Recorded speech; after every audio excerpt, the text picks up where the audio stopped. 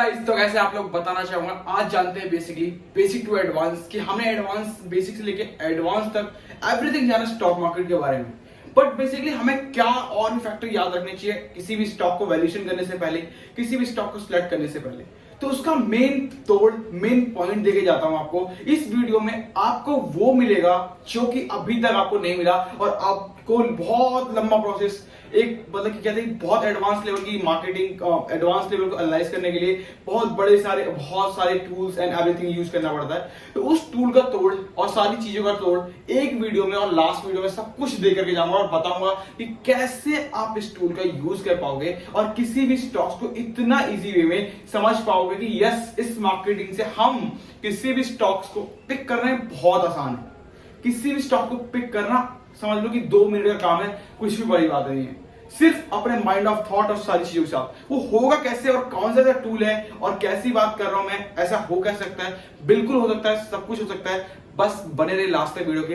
And video के बीच में अगर आपको अच्छा लगे तो कमेंट करके बताइएगा कि क्या कौन सा पार्ट अच्छा लग रहा है एंड ऑल। ये चीज लास्ट में कही जाती है, मैं आपको फर्स्ट में कह रहा हूं कि वीडियो अच्छी लगे तो लाइक कर लीजिएगा, शेयर कर लीजिएगा, साथ ही साथ कमेंट करके बताइएगा कि क्या पार्ट आपको अच्छा लगा। साथ ही साथ इस वीडियो में क्या क्या आपको कौन सा और भी चीजें और भी क्लेरिफाई करनी है, प्लस इस वीडियो में कौन सा ऐसा नॉलेज था जो एडवांस लेवल तक आपको लेके गया, राइट। सारी चीजें बताएगा डिटेल्स बाय डिटेल्स। अगर आपको कमेंट करके बताइएगा। साथ ही साथ मैं आपको सब कुछ क्लियर कर दूंगा कि बेसिकली आप किसी स्टॉक को पिक कैसे करेंगे और पिक करने का पर्पस और माइंड ऑफ थॉट क्या है और ये हम कैसे एनालाइज कर सकते हैं।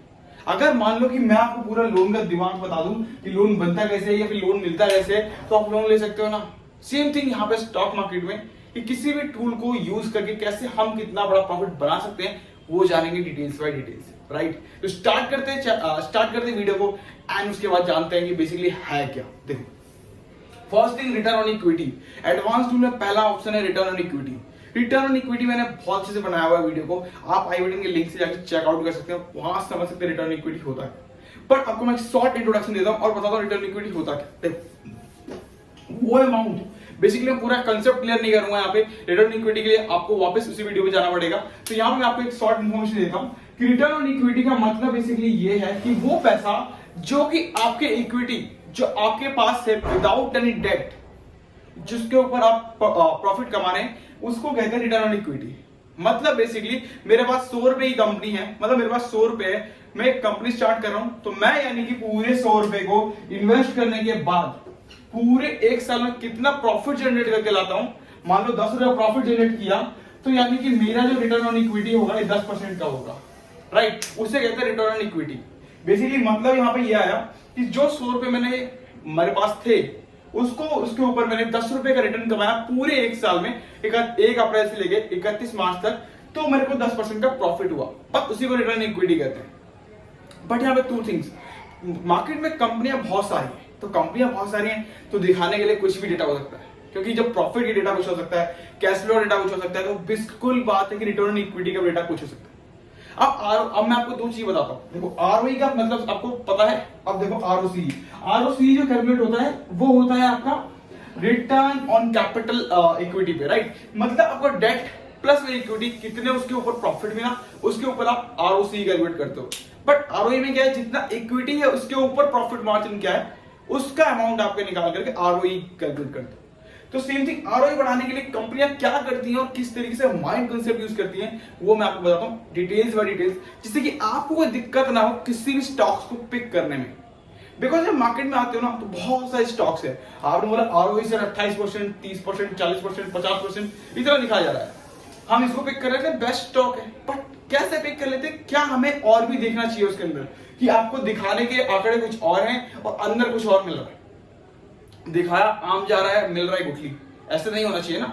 स्टॉक मार्केट में है, बिजनेस में इन्वेस्ट कर रहे हैं, तो बिजनेस का इन्वेस्टमेंट क्या है कि मुझे भी अपना प्रॉफिट उस बराबर से चाहिए जो कि बेसिकली है, राइट। तो उसके लिए क्या होगा, पूरे तरीके से समझना कि मार्केट में है क्या। तो उस अप्रोच समझने के लिए अब जानो दूसरा चीज कि आपको इक्विटी पता चल गया कि इक्विटी के ऊपर हम किसी से प्रॉफिट कैसे कमाते हैं आरओई में। Second thing, equity plus debt. अब क्या होता है ना कि बहुत सारी कंपनियां जो आपको मिलेंगी मार्केट में, वो ये करेंगी कि इक्विटी आपके पास 100 रुपए है, ठीक।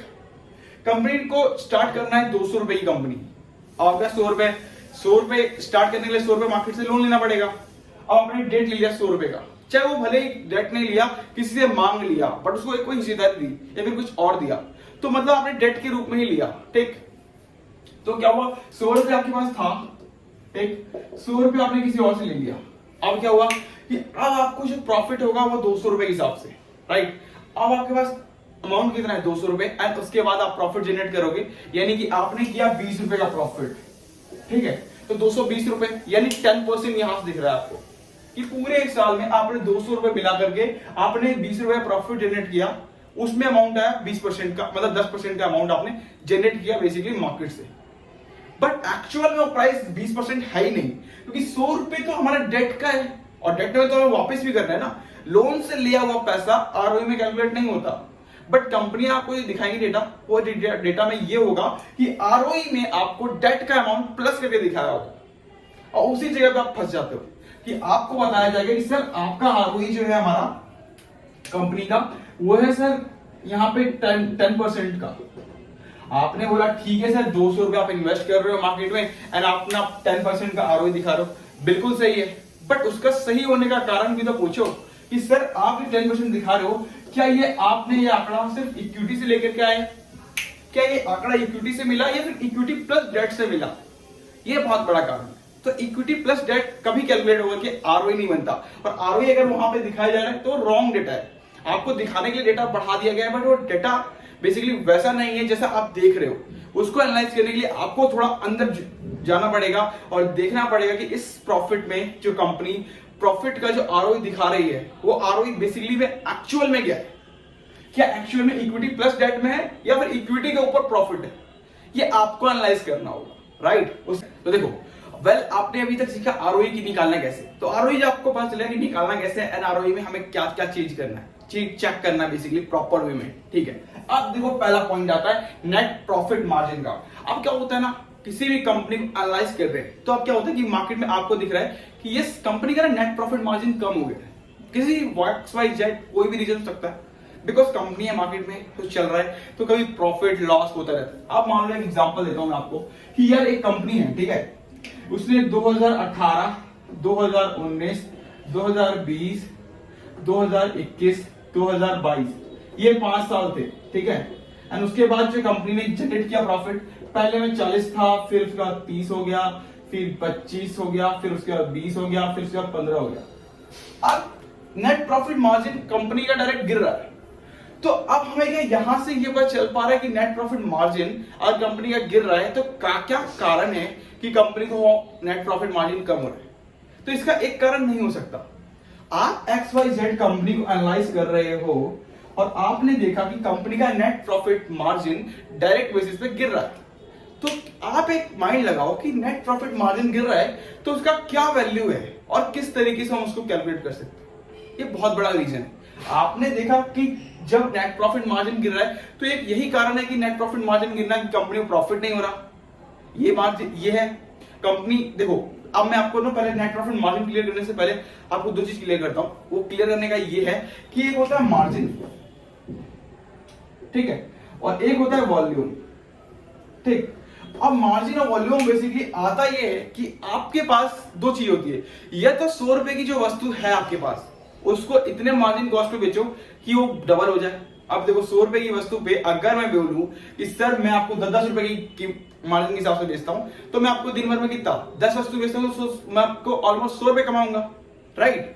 तो ये तो हो गया मार्जिन का।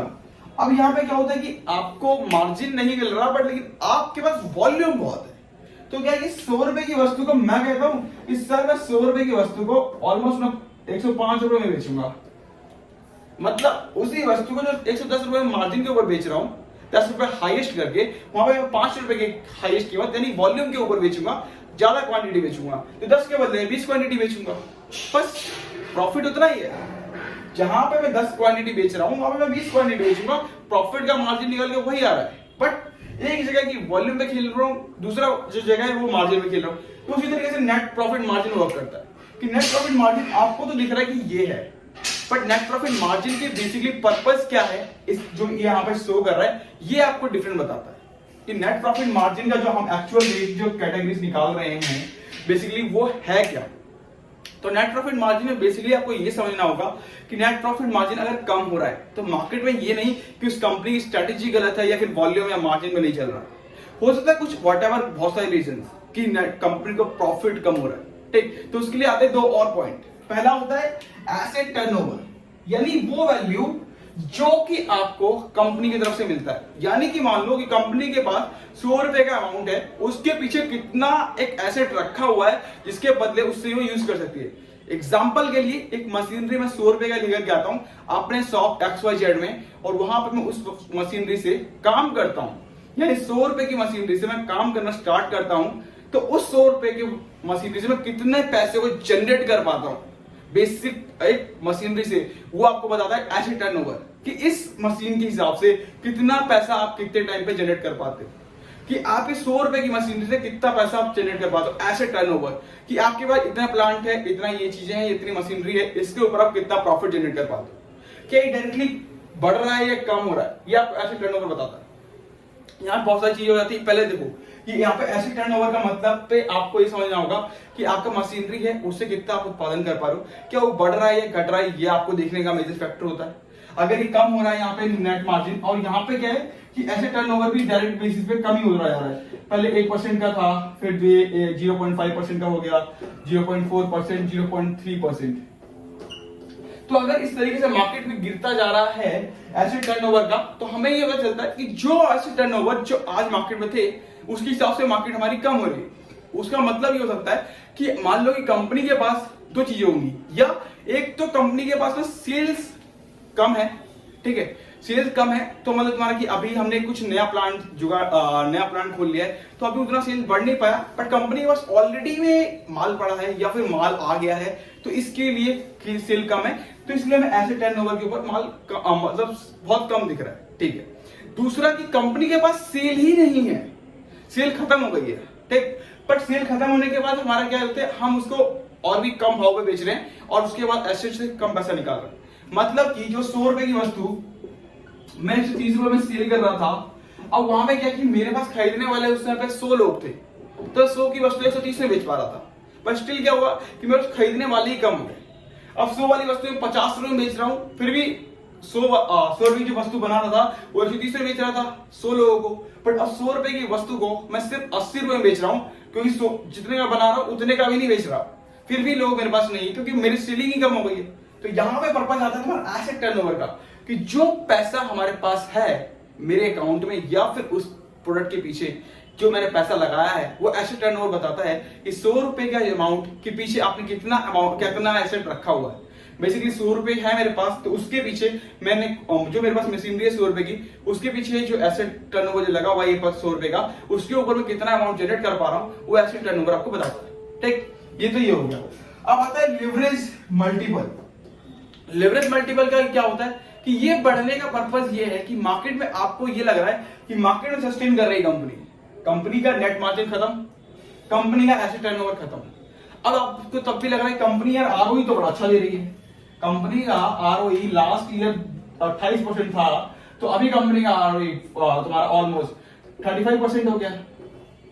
अब यहां पे क्या होता है कि यार देखो एसेट टर्नओवर कम हो गया, नेट मार्जिन कम हो गया कंपनी का, फिर कंपनी का 35% आरओई कहां से आया। एक सोचने वाली बात है ना कि जब मार्जिन कम है, एसेट टर्नओवर कम है, तो जब दोनों चीजें कम है तो फिर पैसा आया कहां से, और फिर ये बढ़ कैसे रहा है। ये इसका बढ़ने का पर्पस भी तो होगा ना कि लेवरेज मल्टीपल क्यों मतलब आरओई क्यों बढ़ रहा है, तो उसका पर्पस है लेवरेज मल्टीपल से कि पैसा कंपनी के पास नहीं है, कंपनी डेट लेती जा रही है, उसी के थ्रू उसमें कंप्लीट करके आरओई को आरओई इंक्लूड करते हुए वो अपना आरओई इंक्रीज कर रही है। मतलब कि आपके पास पैसा 100 रुपए था कंपनी को स्टार्ट करने के लिए, बस स्टिल 100 रुपए का अमाउंट 50 रुपए हो गया है, बट जो आपका 100 रुपए का जो लोन था, जो डेट 100 रुपए का ही था, वो इंक्रीज होकर 150 रुपए हो गया। बस इतना ही फर्क है। 100 रुपए का अमाउंट था, मेरे पास इक्विटी थी, प्लस 100 रुपए मैंने मार्केट से लिया था, बट इक्विटी 50 रुपए की हो गई है, ठीक, क्योंकि नेट मार्जिन नहीं निकल रहा, एसेट टर्नओवर नहीं निकल रहा, तो 50 रुपए की हो गई है। बट अब मैंने क्या किया, 100 रुपए वाला लोन मैंने 150 रुपए कर दिया, मतलब 150 रुपए कर दिया। अब मेरा लोन का अमाउंट बढ़ गया, तो मैंने वहां से क्या करके 200 रुपए बना लिए, उसके बाद मेरी कंपनी रन कर रही है। तो यहीं पे लेवरेज मल्टीपल से अगर आरओई बढ़ रहा है तो बेसिकली गलत है। आपके पास डेट से पैसा बढ़ रहा है तो क्या फायदा, आपके पास इक्विटी ही नहीं है पैसा इन्वेस्ट करने के लिए मार्केट में, तो क्या फायदा। आपके पास अगर लेवरेज मल्टीपल से अगर पैसे बढ़ा रहे हो तो फिर तो फायदा नहीं। तो यही चीज आपको देखने को मिलता है कि आरओई जो दिखाया जा रहा है एक्चुअल में वो बेसिकली है या नहीं, ये आपको देखना पड़ेगा। यहां से ये कैलकुलेटर आपको मिलेगा ticket.com पे जाकर के, आपको डॉक्यूमेंट वाले सेक्शन में नीचे जाकर ड्यू नोट्स करके होगा लिखा हुआ, वहां से जाकर आप चेकआउट कर सकते हो और समझ सकते हो पूरा कैलकुलेटर हो है क्या और समझना कैसे है। वीडियो अच्छी लगी तो लाइक कर लीजिए, शेयर कर लीजिए। Thank you so much guys, and comment करके बताइएगा कि बेसिकली आपको कौन सा पार्ट अच्छा लगा, प्लस इसमें और क्या जानना है आपको, और कोई कुछ वर्ड समझ में नहीं आया तो बताइएगा, मैं वो भी क्लियर करूंगा आपको डिटेल्स बाय डिटेल्स। कोई इशू नहीं है, मैं एक नई वीडियो बना दूंगा और उसके ऊपर बताऊंगा आपको। राइट, वीडियो अच्छी लगी हो तो लाइक कर लीजिएगा, शेयर कर लीजिएगा, ज्यादा से ज्यादा लोगों तक शेयर करिएगा जिससे कि उनको भी पता चल पाए कि आरओई का झोल होता क्या है और आरओई को समझते कैसे। Right, thank you so much guys, मिलते हैं नेक्स्ट वीडियो।